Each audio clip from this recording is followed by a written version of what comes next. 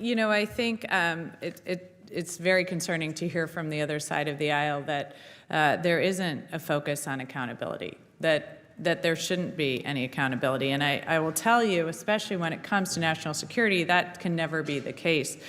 I learned early how to properly handle classified information when I was a teenager at the Naval Academy. I used that knowledge again as I was a Russian policy officer in the Navy. So I'll start with the obvious. If Secretary Hegseth believed a word he said about turning our military into a meritocracy, he would have sent his resignation in weeks ago.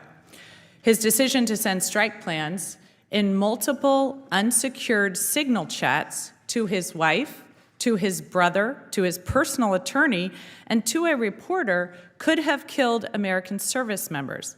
And he did so while at least one signal chat member was in the Kremlin.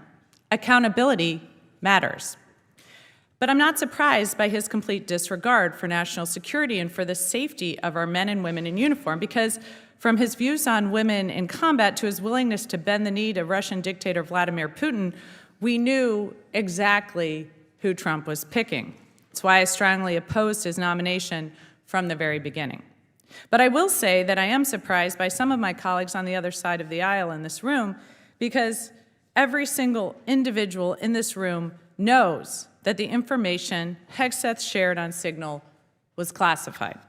Any member of the House Armed Services Committee knows without a doubt that the timing, schedule, and composition of operations are absolutely classified.